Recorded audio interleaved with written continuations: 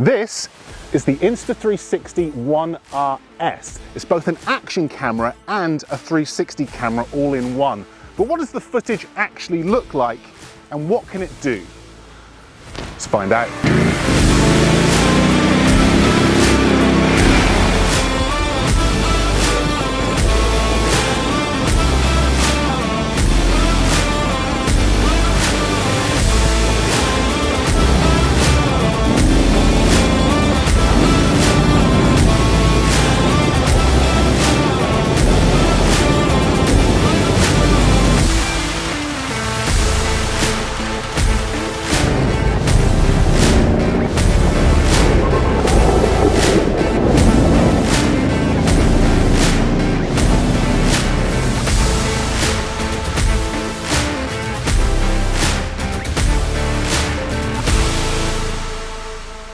Hey everyone, Steve here from Learn Online Video, and today we're taking a look at this. This is the Insta360 One RS. This camera has interchangeable lenses, so it can be an action camera or a 360 camera. It's packed full of upgrades and features. So in this video, I'm going to be putting this thing through its paces, taking it out to shoot some footage, testing out its new features, and showing you the results. A big thanks to Insta360 for sponsoring this video and for sending over the One RS. I've been using this thing for a couple of weeks now, and there are things that I like about it and there are things that I don't like about it. So in this video, we're going to cover everything.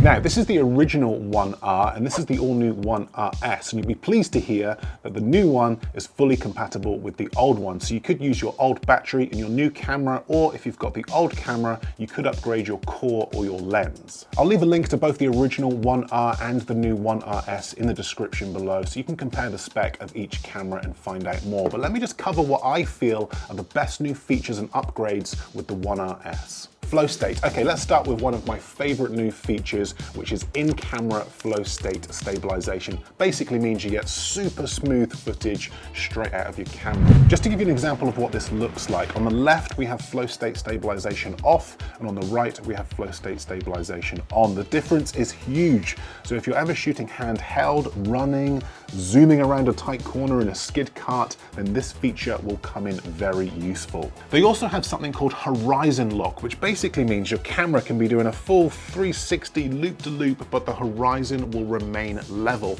You need the 360 lens for this, and it's basically like stabilization on steroids. Incredibly impressive. 4K boost lens. Okay, let's talk about the all-new 4K boost lens, because this is one of the biggest improvements. We now have a 1/2-inch sensor. What does this mean? It basically means the camera is going to perform much better in low light situations. Action cameras are renowned for not being great in low light situations. Let me give you an example. On the left, we've got the GoPro 10 in low light, not particularly great, lots of noise, and here is the One RS in the exact same scenario. Much better, still not perfect, but much better in low light capabilities. We've now got 4K 60 frames per second for much smoother, higher resolution slow motion. I would say 80% of the time I'm using this as an action camera. That's the setting I'm using. I feel like this is a really good all-rounder. Nice high resolution footage, and shooting at 60 frames per second allows me to slow my footage down by 50% in the edit. The best, most cinematic setting for this camera is by far the new 6K widescreen mode. This definitely adds a touch of Hollywood to your footage. Now, another new upgrade is active HDR. This is the only action camera with a HDR video mode designed for action sports, which basically means it's able to shoot smooth, vibrant looking footage while still keeping details in both your shadows and highlights. In other words, better dynamic range. You know how sometimes when you use a camera and the highlights are all blown out and overexposed, or the shadows are just too dark? Active HDR helps fix this.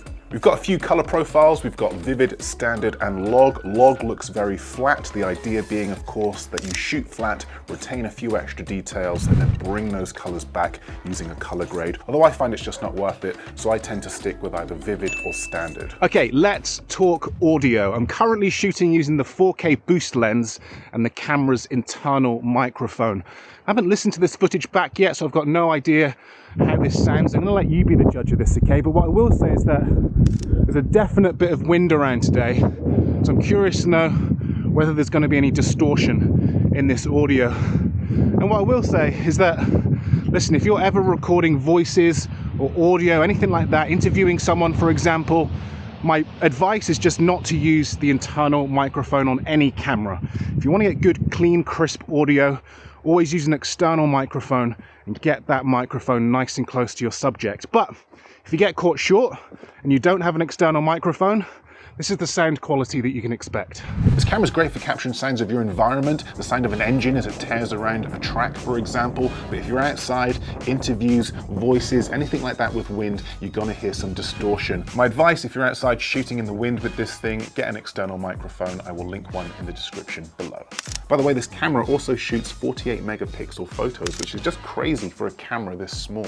Also, let's not forget, this is a 360 camera, so it's able to do everything you'd expect a 360 camera to be able to do. It can shoot in every single direction, so you don't miss anything. It's able to capture some really unique looking angles, and you can easily reframe all of your shots using their app. The Insta360 app, by the way, is one of the best things about owning an Insta360 camera because it makes the entire process incredibly easy. So if you've been thinking about getting a 360 camera but haven't because you've been worried about how you're going to edit the footage, don't be, because the app basically does it all for you. The invisible selfie stick. Now, if you've got the invisible selfie stick, then you can of course do all the classic shots where it looks like a drone is following you. Perfect if you're a solo creator or anyone looking to document themselves on a trip or travel video, or whilst doing any kind of action sport. The invisible selfie stick, by the way, has also been improved. The original version had some kind of twist and lock mechanism which never really seemed to work, whereas this one seems more friction based. It just feels nicer and it's much easier to use. Also, thankfully, I've got to say they have improved and upgraded the housing. We now have a quick release system. With the original version, if you wanted to swap your lens out, you needed to unclip this top bit and then unclip the back bit, which was just clunky and time consuming, not what you want on a shoot. Now we just unclip the side and slide out the camera. This is so much easier and a lot less faffy. Also, this thing can take a beating. I was dragging it around that track. There was dirt hitting it, stones hitting it. I definitely wouldn't recommend that you do that, by the way, but that was part of the test. I wanted to see just how much this camera could take. It turns out quite a bit. So officially waterproof and unofficially can definitely take a few bucket loads of dirt.